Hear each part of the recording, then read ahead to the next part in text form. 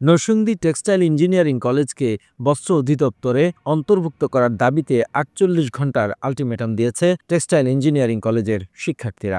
এর মধ্যে দাবি মানা না হলে সোমবার থেকে অনির্দিষ্টকালের জন্য ঢাকা-সিলেট মহাসড়ক অবরোধের ঘোষণা দেন তারা। নরসিংদী টেক্সটাইল ইঞ্জিনিয়ারিং কলেজের একাডেমিক ভবনের সামনে সংবাদ সম্মেলনের মাধ্যমে এই ঘোষণা দেন তারা। সংবাদ সম্মেলনে শিক্ষার্থীরা বলেন, সারা বাংলাদেশে টেক্সটাইল বিশ্ববিদ্যালয়ের অধিভুক্ত 10টি টেক্সটাইল ইঞ্জিনিয়ারিং কলেজ আছে, যার 9টি কলেজেই বস্ত্র অধিদপ্তর সুশৃঙ্খলভাবে পরিচালনা করে আসছে। শুধুমাত্র নরসিংদী টেক্সটাইল ইঞ্জিনিয়ারিং কলেজটি বাংলাদেশ তাঁত বোর্ড দুর্নীতি ও অনিয়মের সাথে কোনো প্রকার সুযোগ সুবিধা ছাড়াই পরিচালনা করছে। এই বৈষম্য দূরীকরণ এবং ছাত্রদের নৈতিক অধিকার আদায়ের লক্ষ্যে শিক্ষার্থীরা গত 18ই আগস্ট 2024 থেকে শান্তিপূর্ণভাবে শিক্ষার্থীরা তাদের 4 দফা দাবি জানায়। কিন্তু বাংলাদেশ তাঁত বোর্ড শিক্ষার্থীদের দাবিকে অগ্রাহ্য করে এবং শিক্ষার্থীদের নৈতিক অধিকার দিতে সম্পূর্ণভাবে ব্যর্থ হওয়ায় শিক্ষার্থীরা 4 দফা দাবি থেকে সরে এসে 1 দফা দাবিতে উপনীত হয়।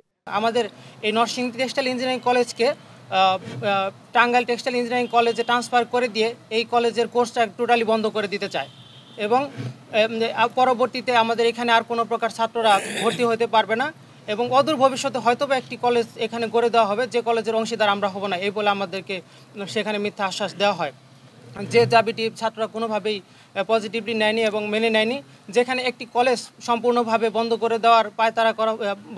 দেওয়ার আশ্বাস দেওয়া হচ্ছে বা দাবি জানানো হচ্ছে, সেখানে ছাত্ররা এটি কোনোভাবেই নিতে পারে না। একটি ইঞ্জিনিয়ারিং কলেজ যদি বন্ধ হয়ে যায়, সেক্ষেত্রে বর্তমান অন্তর্বর্তীকালীন সরকার প্রশ্নবিদ্ধ হবে। এই অপচেষ্টায় তারা চালাচ্ছে বলে আমরা মনে করি।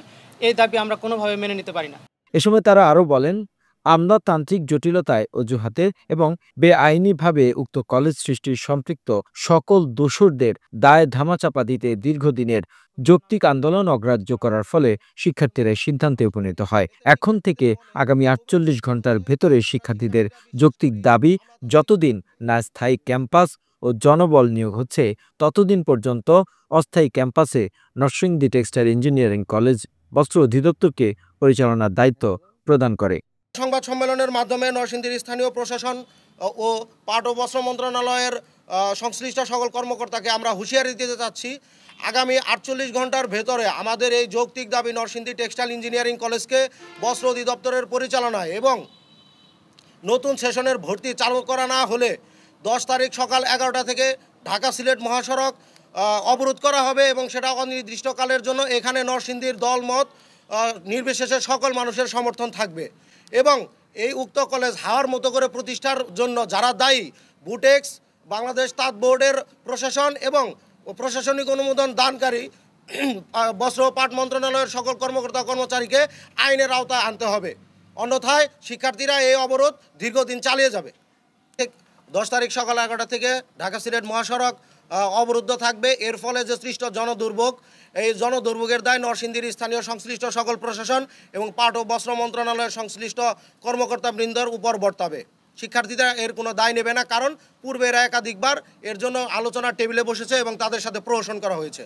2024-25 সেশন থেকে ভর্তি চালু রাখা মেনে নিয়ে বাস্তবায়নের কাজ শুরু না করলে আগামী 10 ফেব্রুয়ারি সকাল 11টা থেকে অনির্দিষ্টকালের জন্য ঢাকা সিলেট মহাসড়ক অবরোধ করা হবে। এর ফলে জনগণের ভোগান্তির সম্পূর্ণ দায় পূর্ব থেকে সম্পৃক্ত নরসিংদীর সকল সরকারি দপ্তর, বস্ত্র ও পাট মন্ত্রণালয়ের সংশ্লিষ্ট সকল কর্মকর্তার উপর বর্তাবে।